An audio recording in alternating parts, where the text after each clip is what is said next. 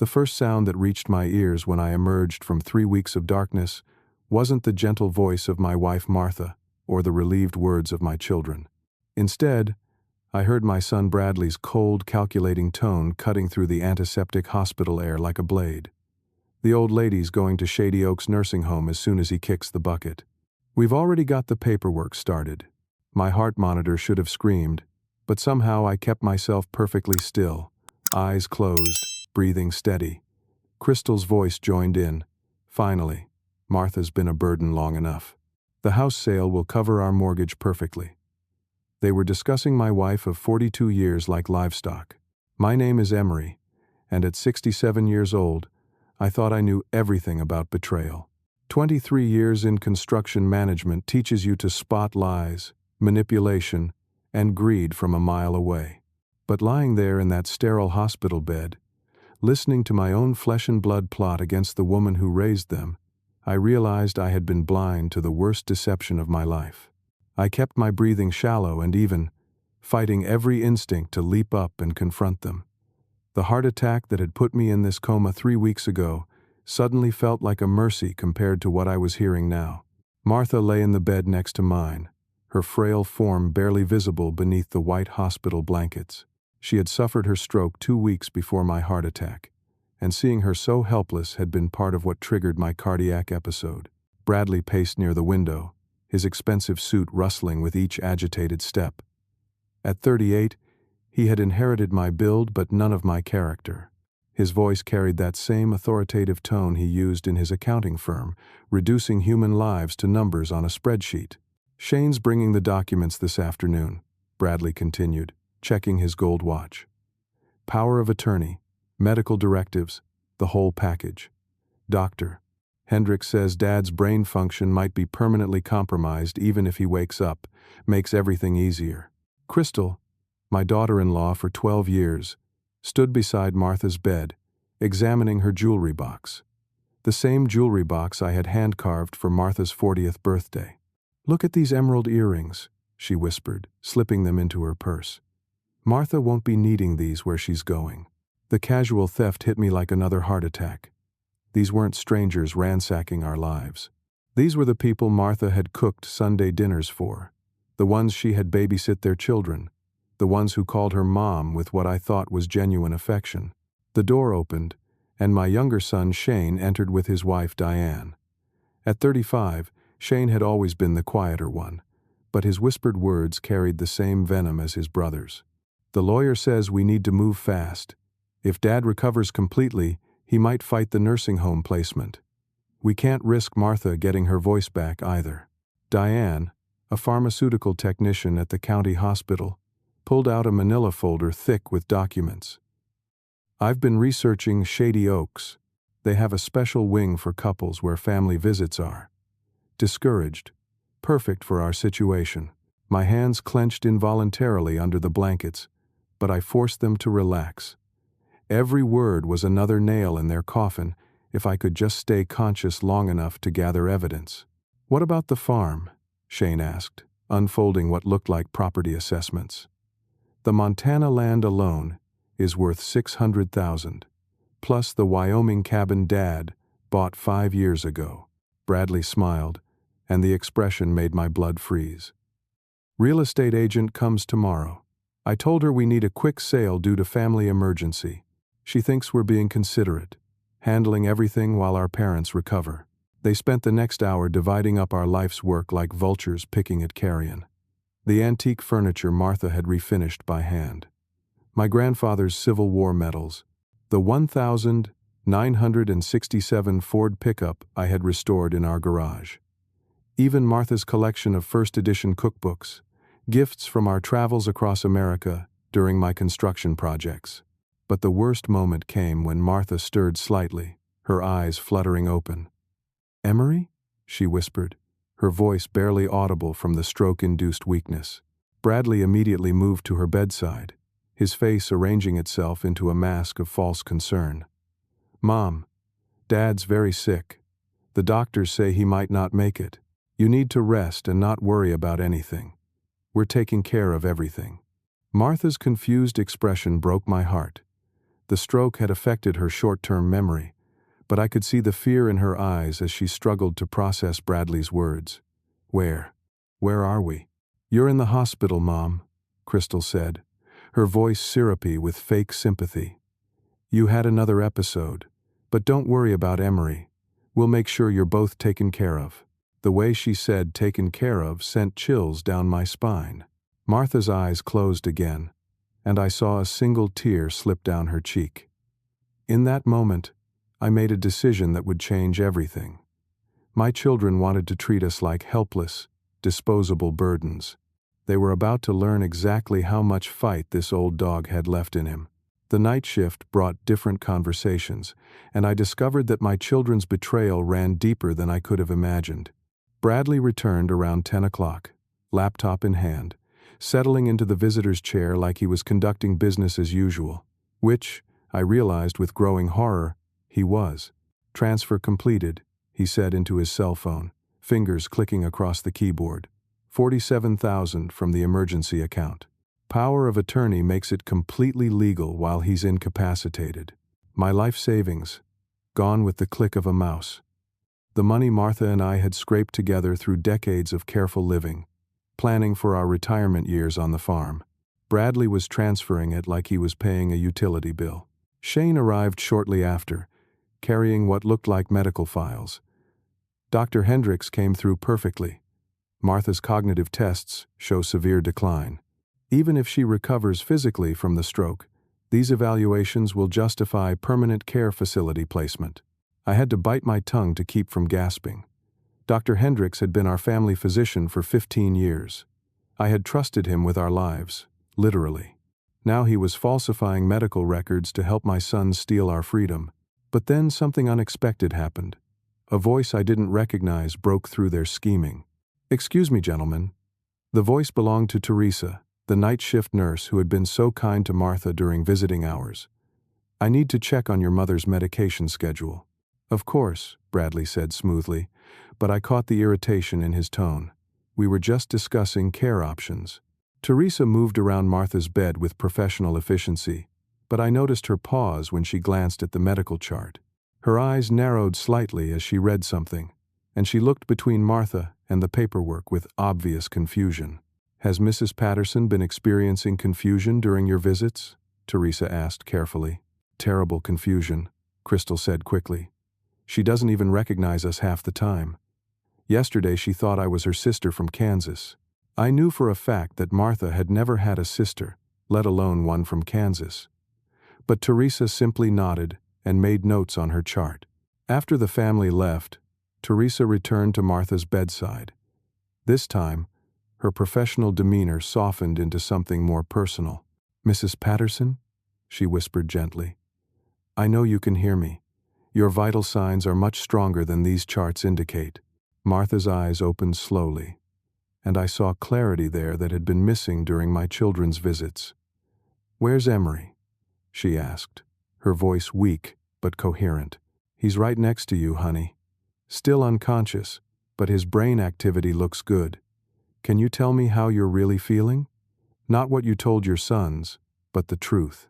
Martha was quiet for a long moment, then whispered, "I'm scared, Teresa. They keep asking me to sign papers, but I can't read them properly since the stroke, and they won't let me see Emery during the day. They say he's dying, but he looks like he's just sleeping." Teresa glanced toward my bed, and I kept my breathing steady while my heart raced. "Mrs. Patterson, I've been a nurse for 20 years. Your husband isn't dying.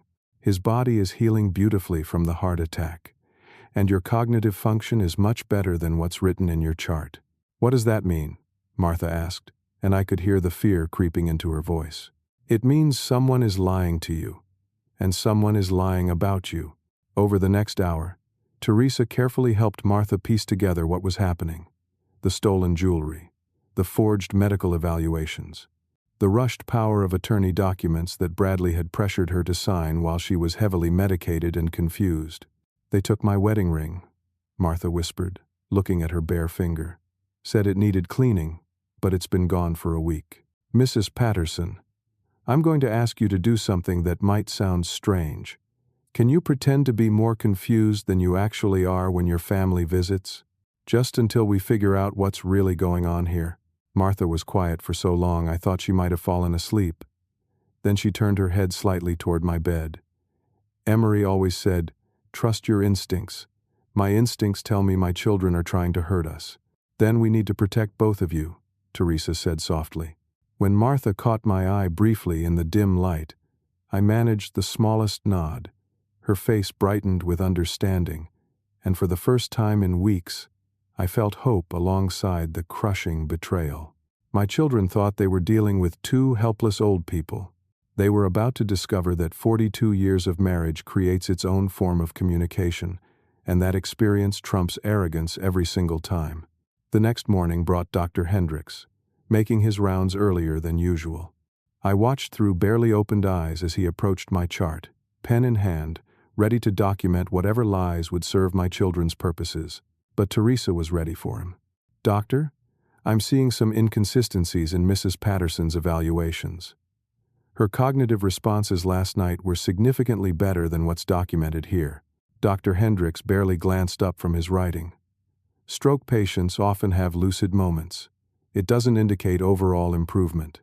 But her motor functions are also improving rapidly. She was able to hold a full conversation and showed clear recognition of environmental factors." I saw Dr. Hendricks's jaw tighten. "Nurse, I believe I'm qualified to evaluate my own patients.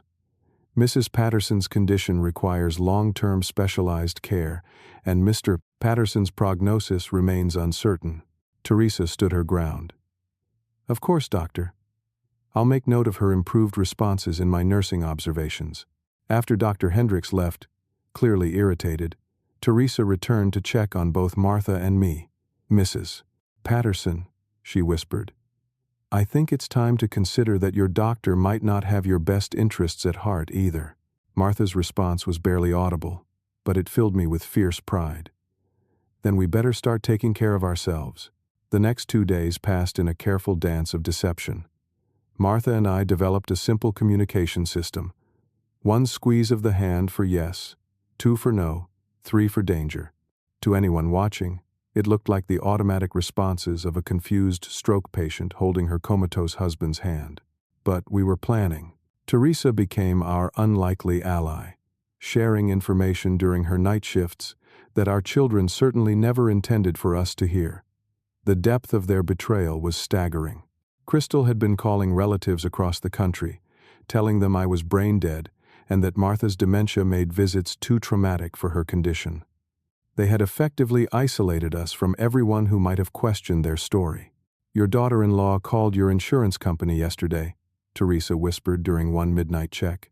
"She was asking about beneficiary information and policy details. Claims she needs to prepare for the inevitable." Martha squeezed my hand 3 times. "Danger." But Teresa had more information. "I also overheard her talking to someone about increasing your life insurance policies. She kept mentioning something about a 2-year waiting period for changes made before death." The implications hit me like a sledgehammer. They weren't just planning to warehouse us in a nursing home, they were planning our deaths. That night, Martha and I finalized our escape plan through whispered conversations and hand signals. Years of working construction had taught me that the best plans are simple ones, and this one was beautifully straightforward. At 6 in the morning, the hospital operated on a skeleton crew. 1 nurse at the main station, usually focused on paperwork and morning medication preparations. Security guard making rounds every 2 hours. Shift change at 7, creating a brief window of confusion as night staff departed and day staff arrived. Martha had been secretly practicing her mobility during Teresa's shifts. Her stroke recovery was remarkable, far beyond what Dr. Hendricks had documented. She could walk short distances and had regained most of her motor control. The confusion and weakness she displayed during family visits was entirely performance. "Emery," she whispered at 5:30, "that Tuesday morning, are you sure about this? If they catch us." I squeezed her hand once. Yes, I was sure. At 5:45, Dr. Hendricks made an unexpected appearance. He approached my bed with a syringe, speaking quietly to the duty nurse about increased agitation requiring sedation. But Teresa had warned us this might happen. If I showed signs of waking up too much, they would drug me into a deeper unconsciousness. Martha acted fast. She began making distressed sounds, thrashing weakly in her bed, as if having another stroke episode. The duty nurse rushed to her side, calling for Dr. Hendricks to assist. While they were focused on Martha's emergency, I slipped the monitoring leads off my chest and quietly rolled out of bed. My legs were weak from weeks of inactivity. But 40 years of physical labor had built a foundation that 3 weeks couldn't completely erase. I made it to the staff locker room, while Martha continued her performance, keeping both medical professionals distracted. Teresa had left clothes in locker 17, along with her car keys. Civilian clothes that would let us walk out of the hospital looking like ordinary visitors instead of escaped patients. She had also left something else, a small digital recorder containing every conversation she had overheard between my children, Crystal, and Dr. Hendricks. I returned to find Martha sitting on the edge of her bed, no longer pretending to be incapacitated. The nurse went to get additional medication, she said quietly. Dr. Hendricks is in with another patient. We have maybe 5 minutes. We made it to the parking garage without incident. Teresa's 10-year-old Honda started on the first try, and we drove out of the hospital just as the day shift was arriving for work. In the rearview mirror, I could see our children's cars pulling into the visitor parking area for their morning visit. They would find empty beds and a mystery that would consume them with rage and panic. Our first stop was First National Bank, where we had maintained a safety deposit box for 30 years. Inside that box was $15,000 in cash, our passports, and copies of every important document my children thought they had stolen or destroyed. Martha had insisted on the emergency cash years ago, a habit from her Depression-era parents that I had initially thought was paranoia. Now it looked like wisdom. "Where to now?" Martha asked as we sat in the bank parking lot, counting the money that represented our freedom. "Canada," I said, looking at our passports. "Frank will help us." Frank was my estranged brother living in Alberta after a family dispute 15 years ago. We hadn't spoken in a decade, but blood runs deeper than pride, and Frank had always been the kind of man who helped first and asked questions later. But as we approached the border crossing at Sweetgrass, Montana, we discovered that our escape had been noticed much sooner than expected. The border agent took our passports and disappeared into the office building for far longer than a routine check should require. When he returned, his expression was professionally neutral, but his words hit us like a physical blow. "I'm sorry, Mr. Patterson, but there's been a report filed concerning both of you as missing endangered persons. According to the information I have, Mrs. Patterson has dementia, and you're suffering from post-traumatic brain injury following a recent coma. I'm required to contact local authorities to ensure your safety." Martha looked at me with panic in her eyes. Our children had beaten us to the border by reporting us as confused, missing patients who needed to be rescued for our own protection. "Officer," I said carefully, "I can assure you that both my wife and I are competent adults making a conscious decision to travel. We're visiting my brother in Calgary, but the damage was done." Within 30 minutes, the parking lot filled with vehicles, local sheriff's deputies, paramedics, and a familiar black sedan that made my blood run cold. Bradley and Shane had arrived, along with a man I didn't recognize wearing an expensive suit and carrying official-looking paperwork. They approached the border station with expressions of perfect concern and relief. "Thank God you found them," Bradley said to the border agent, his voice carrying just the right mixture of gratitude and worry. "Dad's been confused since the coma, and Mom's dementia makes her easily influenced. We've been terrified they might hurt themselves." The stranger in the suit stepped forward. "I'm James Morrison, private investigator hired by the family to locate Mr. and Mrs. Patterson safely. I have medical documentation here confirming their conditions and the family's legal guardianship authority." Martha gripped my hand so tightly I thought she might break bones. We had walked directly into their trap, and they had played it perfectly. To everyone watching, we looked like exactly what they claimed: confused elderly people who had wandered away from medical care and needed to be protected from our own poor judgment. But sometimes the hunter becomes the hunted. The border agent studied the paperwork with professional thoroughness, but I could see doubt creeping into his expression. "Mr. Patterson, can you tell me why you decided to leave the hospital without informing your medical team?" I looked directly at Bradley, letting him see that my eyes were completely clear and focused. "Because my sons are trying to steal everything my wife and I own, and they've bribed our doctor to declare us mentally incompetent so they can warehouse us in a nursing home while they liquidate our assets." The border agent raised an eyebrow. Bradley's face went through several rapid color changes. "You see?" Shane said quickly. "Dad's paranoid delusions are part of the brain injury. He thinks everyone is plotting against him. But I had Teresa's digital recorder in my pocket, and 40 years of construction management had taught me something valuable. When you're building a case, you need solid evidence. Officer, I'm going to ask you to listen to something. My night shift nurse recorded several conversations that might interest you." I pulled out the small device and pressed play. Bradley's voice filled the border station office. "Transfer completed. 47,000 from the emergency account. Power of attorney makes it completely legal while he's incapacitated." The border agent's expression sharpened considerably. The private investigator suddenly looked very uncomfortable. Shane started to speak, but I held up my hand and let the recording continue. Crystal's voice. "The house sale will cover our mortgage perfectly.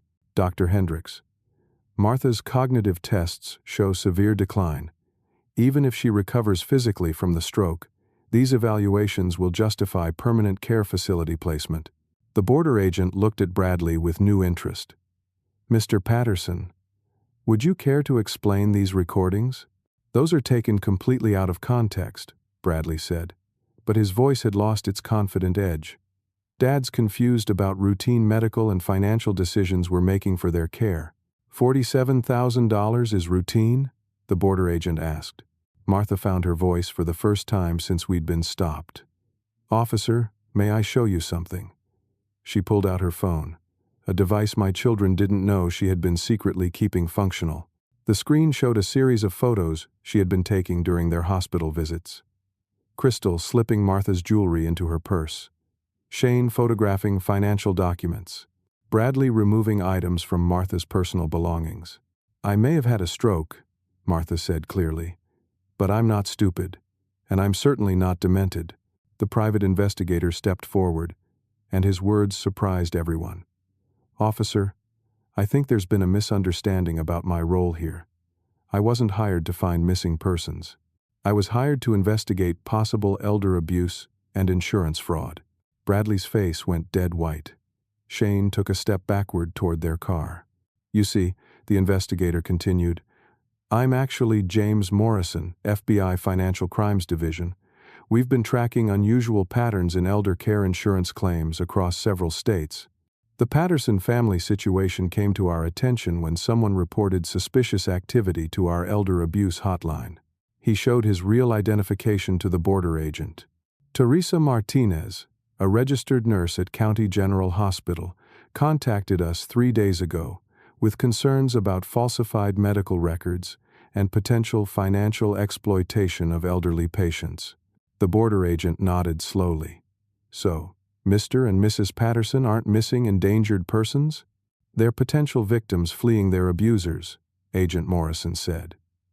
"And based on the evidence I've been gathering, including what we just heard on that recording, they had good reason to run." Bradley made a move toward his car, but 2 Canada Border Services officers had quietly positioned themselves to prevent anyone from leaving. "Gentlemen," Agent Morrison addressed my sons, "I'm going to need you to accompany me back to the United States for some questions about your parents' medical care and financial management." But the border agent held up his hand. "Mr. and Mrs. Patterson, you're free to continue your travel to Canada if you choose. However, I'd recommend staying in contact with Agent Morrison as this investigation proceeds." Martha looked at me with relief, and something else.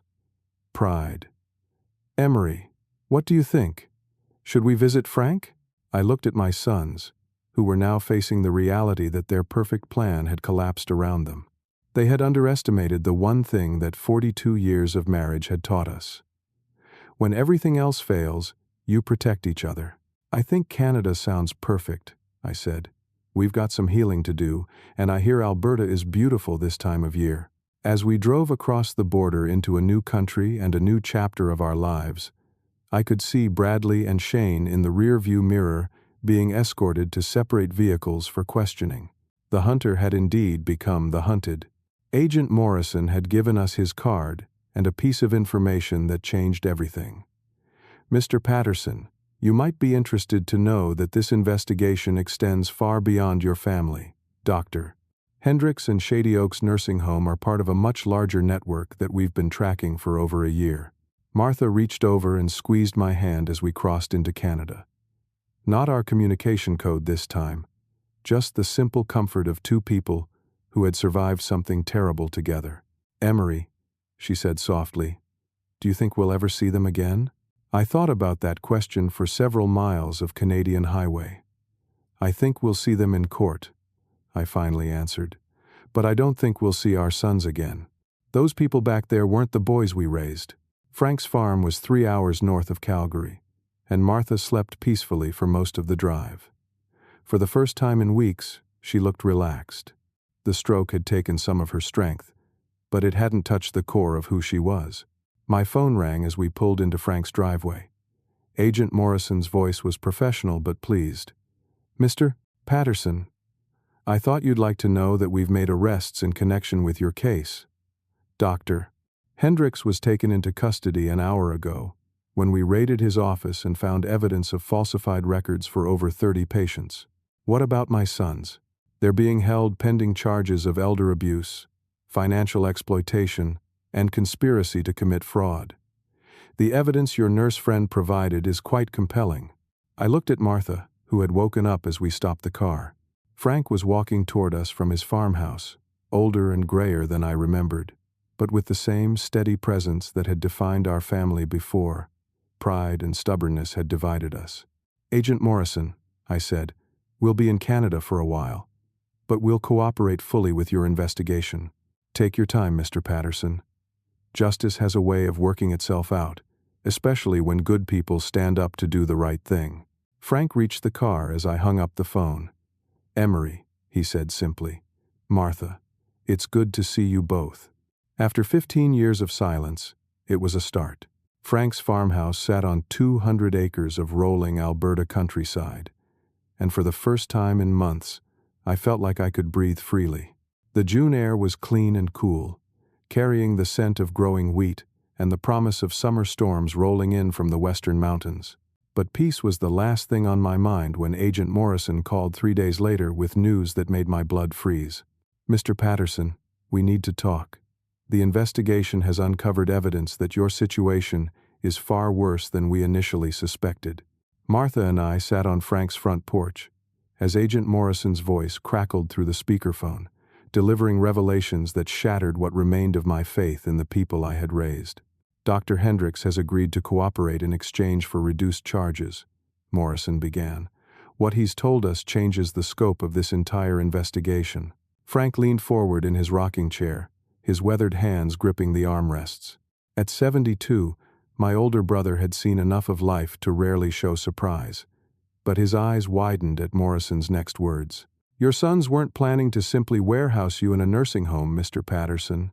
They were planning to have you killed. The words hit me like a physical blow. Martha's hand found mine automatically, our fingers intertwining with the desperate grip of drowning people. Dr. Hendricks has been running a network of elder abuse schemes across 3 states for the past 4 years, Morrison continued.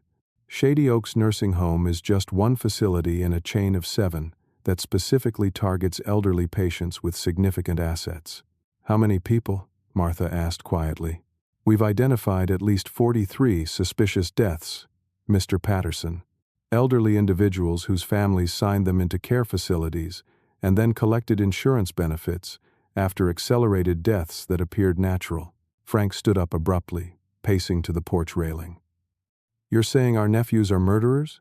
We're saying they've been involved in a systematic scheme to eliminate elderly people for financial gain, Morrison replied. Dr. Hendricks has provided detailed records of medication protocols designed to induce cardiac events in patients over 65. The conversation continued for another 30 minutes, each revelation more horrifying than the last. Crystal's previous marriage had ended when her elderly in-laws died within 6 months of each other after being placed in a Shady Oaks facility. Shane's wife Diane had been providing untraceable sedatives through her pharmaceutical connections. Bradley's gambling debts to dangerous criminals had made him desperate enough to participate in murder for inheritance money. But the worst revelation came at the end of the call. "Mr. Patterson, we believe your wife's stroke wasn't entirely natural. Dr. Hendricks admitted to altering her medication during a routine visit 6 weeks ago. The dosage changes were designed to induce a cerebrovascular event." Martha went completely still beside me. The stroke that had nearly killed her, that had left her vulnerable and afraid, had been deliberately caused by people she trusted with her life. "They tried to kill me," she whispered. "Yes, ma'am. And when that didn't work fast enough, they induced your husband's heart attack using similar methods during his routine physical examination. I had gone to Dr. Hendricks, complaining of chest pains and fatigue. He had given me medication to help with the symptoms and told me to take it easy for a few days.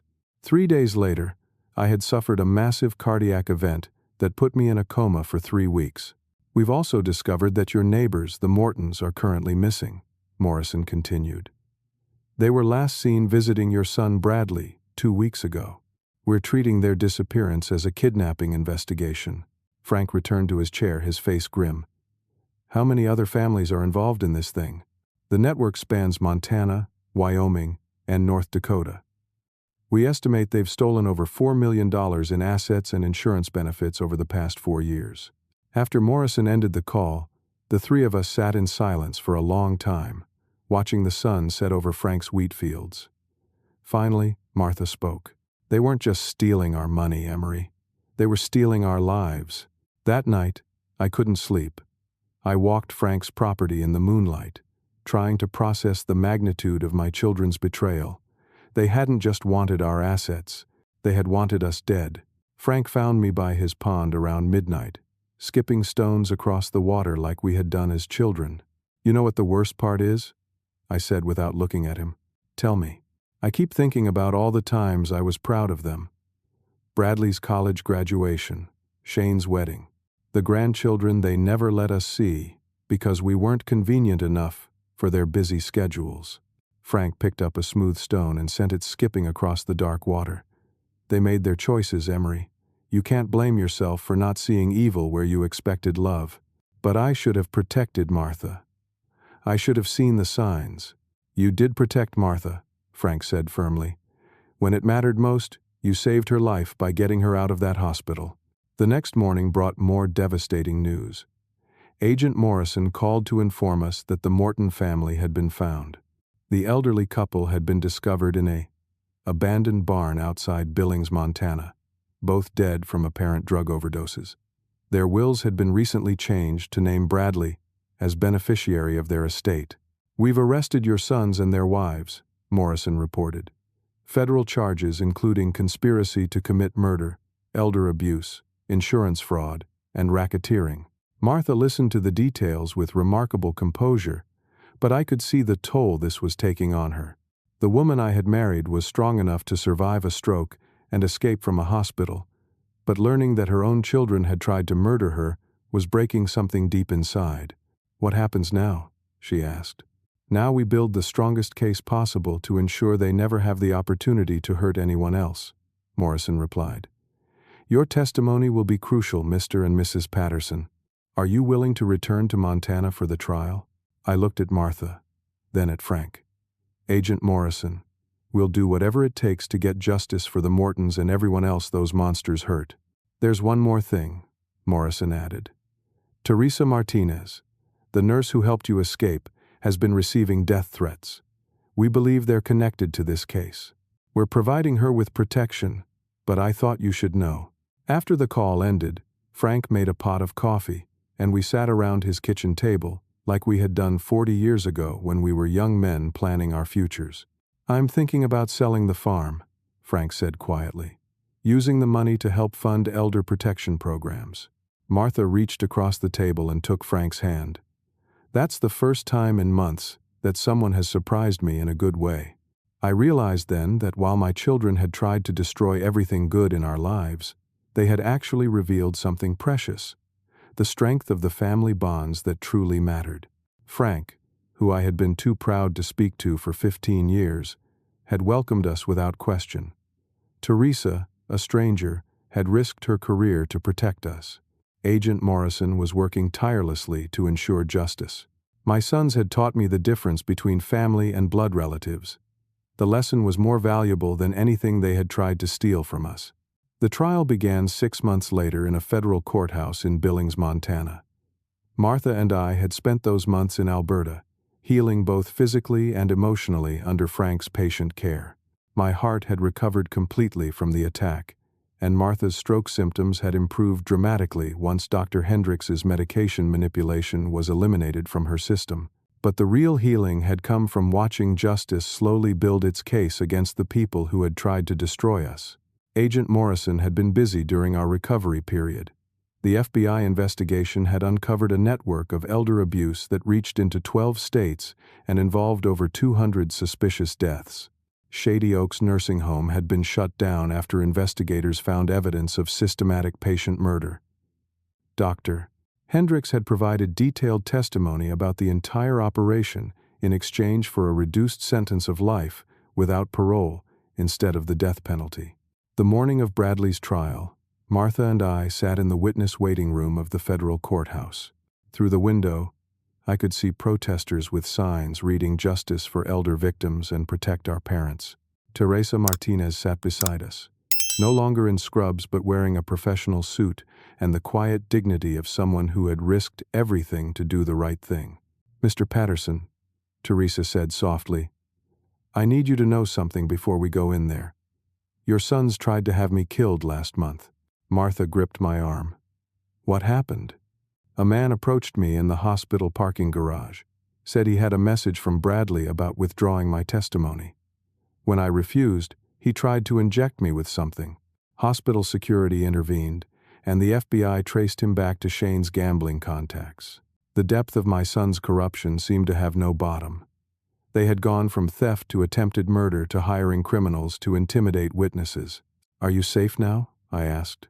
"FBI protection until the trial is over," Teresa replied. "But I'm not backing down. Too many people have died because good people stayed silent." When we entered the courtroom, I was shocked by the number of spectators. The gallery was filled with families who had lost elderly relatives under suspicious circumstances, all hoping to see justice finally served. In the front row sat a woman I recognized as Mrs. Morton's daughter, holding a framed photograph of her parents. Bradley and Shane sat at the defendant's table with their court-appointed attorneys. They had both lost significant weight during their imprisonment, and their expensive suits had been replaced with orange jumpsuits. When Bradley looked back and saw Martha and me, his expression showed no remorse, only cold hatred. Crystal and Diane sat at a separate table, their cases being tried simultaneously, but with separate legal representation. Diane had attempted to cooperate with authorities, but the evidence against her pharmaceutical connections was overwhelming. The prosecution's opening statement was delivered by Assistant U.S. Attorney Sarah Chen, a woman in her 40s who had built her career on complex financial crime cases. "Ladies and gentlemen of the jury, over the next 2 weeks, you will hear evidence of the most systematic and callous elder abuse scheme in American history. The defendants sitting before you didn't just steal money from their elderly victims. They stole something far more precious, the final years of life itself."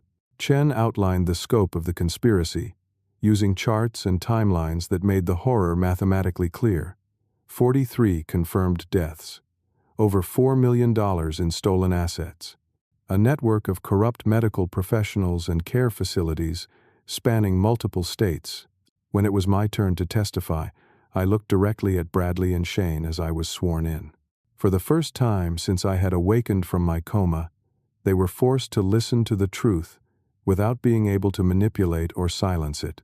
"Mr. Patterson," Attorney Chen began, "please tell the jury about the first thing you heard when you regained consciousness at County General Hospital." I spoke clearly and without emotion, letting the facts speak for themselves. The jury listened with growing horror as I described the conversations I had overheard. The theft of Martha's jewelry, the falsified medical records, and the casual discussion of our deaths as convenient business transactions. Martha's testimony was even more powerful. She spoke about the fear of realizing that her own children were plotting against her, the terror of being helpless while her medication was secretly altered, and the desperate hope she had felt when she realized I was awake and planning our escape. "Mrs. Patterson," Chen asked, "why didn't you confront your sons directly about what you suspected?" Martha looked at Bradley with sadness rather than anger. "Because I was afraid they would kill me before I could save my husband." The defense attorneys attempted to paint us as confused elderly people who had misunderstood routine medical and financial decisions. But Teresa's recordings and the FBI's financial evidence made those arguments impossible to sustain. Dr. Hendricks took the stand on the fourth day, his testimony delivered in a monotone that somehow made it even more chilling. "The Patterson case was typical of our standard protocol," he said. "Induce a medical event that requires hospitalization. Falsify cognitive evaluations to justify long-term care placement. Accelerate the natural dying process through medication manipulation. The families collected insurance benefits and inherited assets while maintaining plausible deniability about the actual cause of death." "How many times did you follow this protocol?" Chen asked. 43 confirmed cases over 4 years. Possibly more that I'm not remembering clearly." When cross-examined, Dr. Hendricks revealed the most damning evidence of all. Bradley and Shane had specifically requested that Martha and I be killed rather than simply placed in long-term care. They were concerned about potential resistance from other family members, Dr. Hendricks testified. Bradley said his parents were too well known in the community and too mentally competent to risk keeping alive long-term. The defense case collapsed completely when the FBI presented recorded phone calls from the county jail.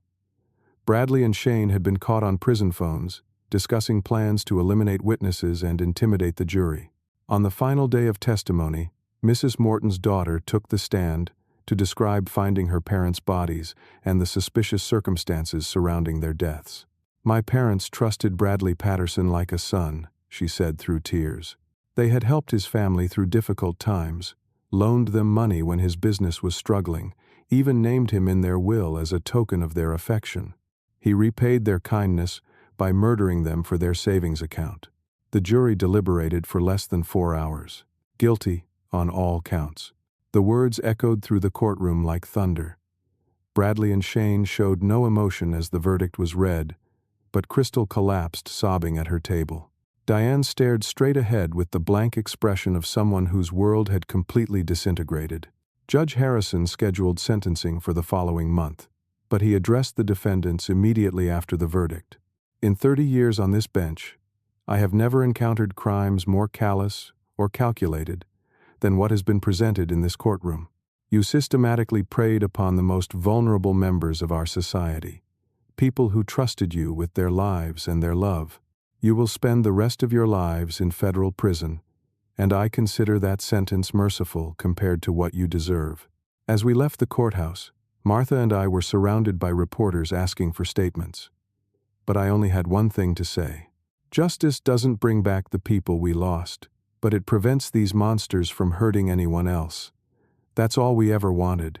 Teresa walked beside us toward the parking garage, her face showing relief mixed with exhaustion. "It's over," she said simply. But as we reached our car, Frank was waiting with news that proved the fight was far from finished.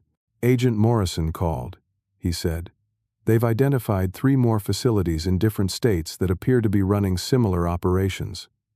They want you to help them build cases against those networks as well." I looked at Martha, and she nodded without hesitation.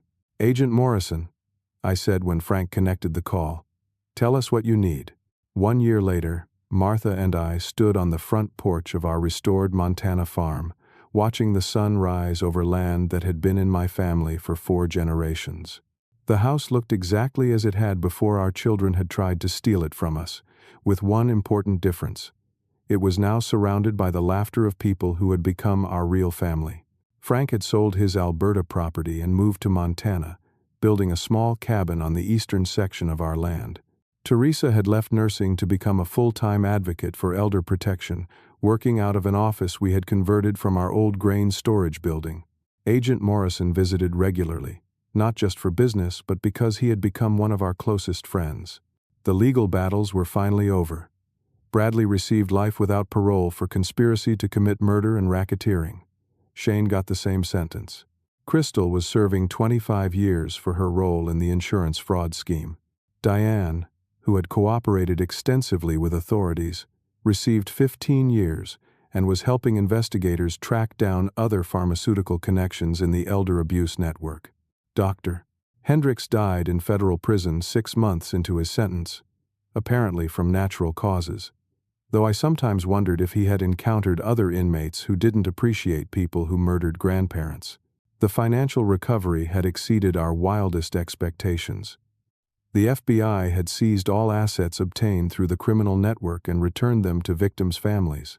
Martha and I recovered not only our stolen savings but also received restitution payments from the insurance companies that had been defrauded. We used the money to establish the Patterson Foundation for Elder Protection, funding training programs for healthcare workers and legal advocacy for elderly abuse victims. But the most meaningful recovery was personal.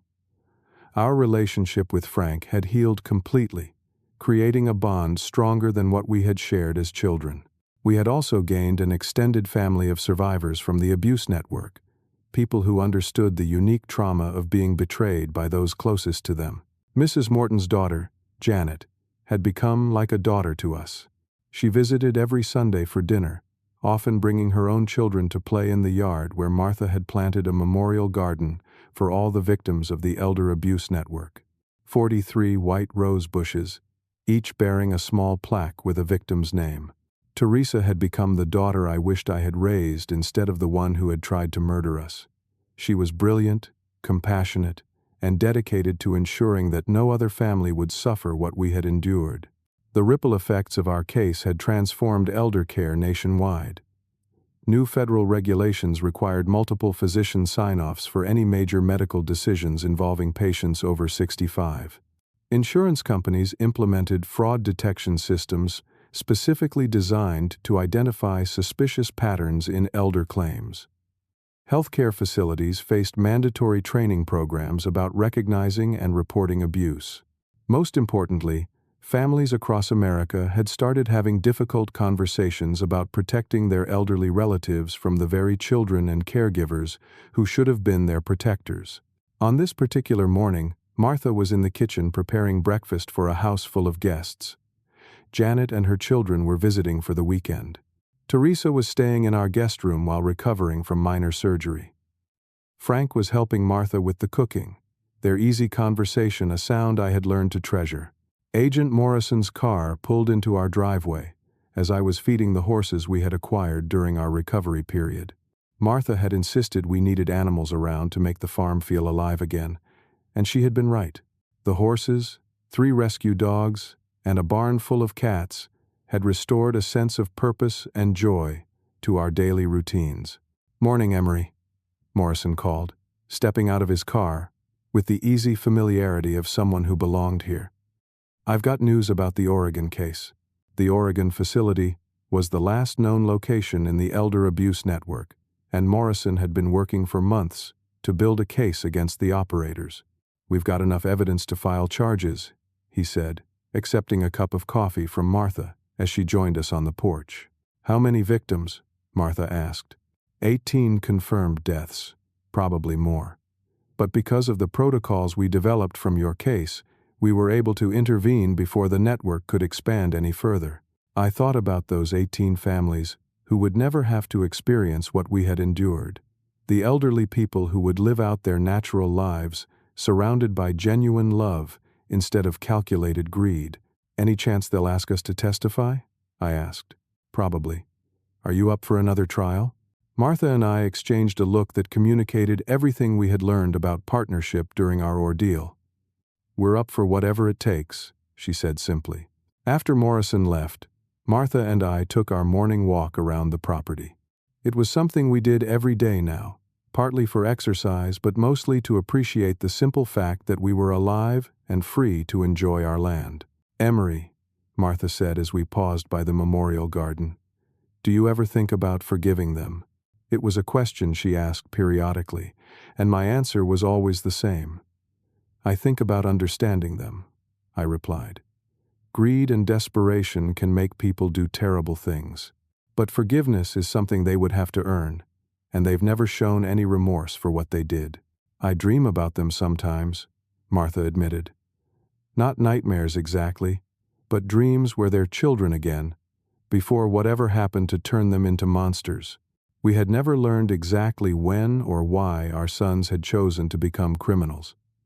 The psychological evaluations ordered by the court suggested that Bradley's gambling addiction had created the initial financial pressure, but the willingness to murder their own parents suggested a deeper moral corruption that might have existed long before the desperate circumstances.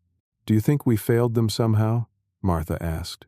It was another question we had discussed many times with the therapist Teresa had recommended. "We raised them with love, provided them with education and opportunities, taught them right from wrong," I said. "At some point, adults have to take responsibility for their own choices." That afternoon, Janet's children helped Martha tend the rose garden, while Frank and I worked on repairing a fence line that had been damaged by winter storms. The physical labor felt good, familiar, and honest in a way that reminded me who I had always been underneath the trauma of betrayal. "You know what I've learned from all this?" Frank said as we stretched new wire between fence posts. "Tell me. Family isn't about blood. It's about who shows up when everything falls apart." That evening, we all gathered on the front porch to watch the sunset. Martha served homemade apple pie, while Teresa entertained Janet's children with stories about her work advocating for elderly clients. The conversation was easy and warm, full of laughter and plans for the future. As darkness settled over the farm, Martha and I found ourselves alone on the porch swing Frank had built for us as a housewarming gift. "Any regrets?" Martha asked, settling into the curve of my arm with the comfortable familiarity of 4 decades together. I thought about everything we had lost and everything we had gained. Our sons were gone forever, along with any possibility of grandchildren from them. We had been forced to confront our own mortality and vulnerability in ways that had been terrifying and painful.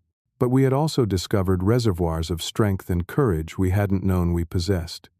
We had built relationships deeper and more meaningful than what we had shared with our biological children. We had found purpose in protecting others and ensuring that justice prevailed over greed and cruelty. Most importantly, we had learned that love isn't something you inherit or expect. It's something you choose and build through daily acts of loyalty, courage, and care. "No regrets," I said, pulling Martha closer as the first stars appeared above our restored farm.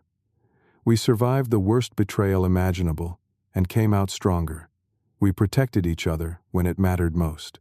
And we built something better than what we lost." Martha squeezed my hand with the simple communication system we had developed during our darkest hours. One squeeze for yes. She was telling me she agreed. The farm was quiet except for the gentle sounds of animals settling down for the night and the distant conversation of Frank and Teresa planning new initiatives for the Elder Protection Foundation.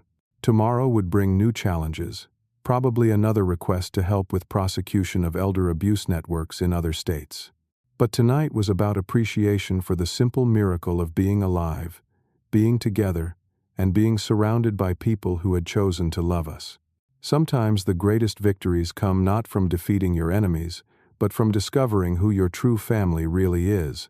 My sons had tried to steal our lives, but instead they had given us something precious. The knowledge that love earned through loyalty is infinitely more valuable than love expected through blood. As we sat on that porch swing, planning another day in our restored life, I realized that justice isn't just about punishing the guilty. It's about protecting the innocent and building something better from the ashes of betrayal. We had done both. Now, I want to ask you something that connects to all of our hearts. Have you ever had to choose between loyalty to family and doing what's right? Sometimes the hardest battles we fight are against the people who should love us most. If this story touched something in your experience, please share your thoughts in the comments below. Your story might help someone else who's facing their own impossible choices. If you found hope or strength in Martha's and my journey, please like this video and subscribe to hear more stories about ordinary people finding extraordinary courage.